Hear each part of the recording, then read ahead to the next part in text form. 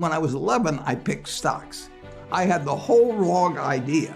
I was interested in watching stocks, and I thought stocks were things that went up and down, and I charted them. I read books on technical analysis. I read Edwards and McGee, I think that was the classic then, hundreds and hundreds of pages. And I read that whole thing over and over again. I read everything.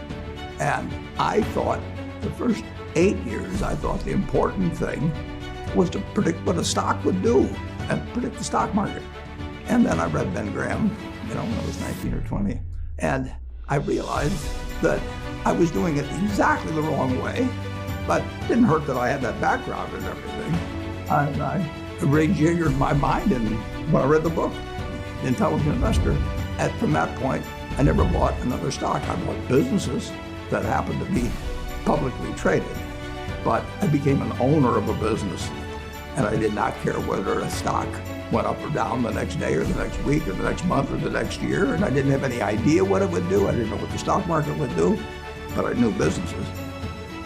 I'm a bright guy who's terribly interested in what he does. I've spent a lifetime doing it, and I've surrounded myself with people that bring out the best in me, and you don't need to be a genius in what I do. That's the good thing about it. If I went into physics and a whole lot of other subjects, I'd be an also-ran. But I am in a game that you probably need 120 points of IQ, But 170 doesn't do any better than 120. It may do worse, probably do worse, but you don't really need brains. What do you need? You need the right orientation. 90% of the people, I'm pulling a figure out of the air, but 90% of the people that buy stocks don't think of them the right way.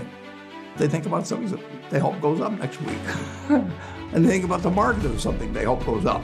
And if it's down, they feel worse. I feel better. And you think about? I think about what the company's going to be worth 10 or 20 years from now. And I hope it goes down when I buy it, because I'll buy more. I try to keep my competitive spirit in a game where I can win. I do know this. When I want to do something, I always want to do it big. I put my whole net worth in City Service Preferred, $114.75. And I've never, since that day, March 11th, 1942, I have never had less than 80% of my money in American business. You can call them stocks.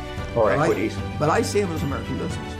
I've owned a piece of American business, at least 80% at all times. I don't want to own anything else. I want to own a home and, things my family wants and all that.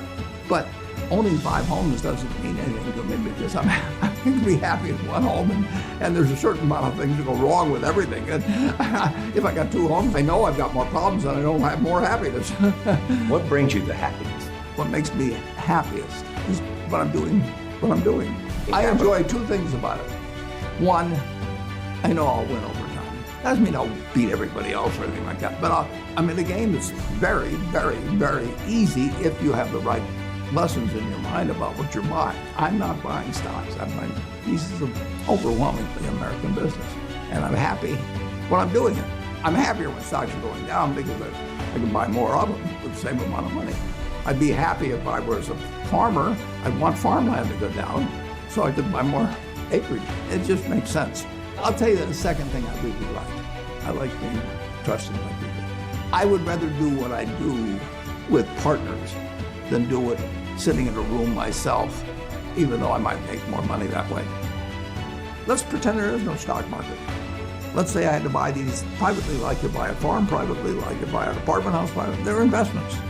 So you're looking to say, what can I do with money I've saved to put it away so I feel good about getting it back later under any circumstances, but not necessarily on a given moment.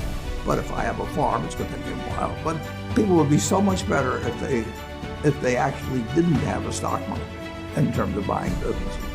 The United States economy, and it's very easy to look at the statistics on it. I mean, more people, a greater percentage of the American population is wealthy now, or having more income now than they've ever had.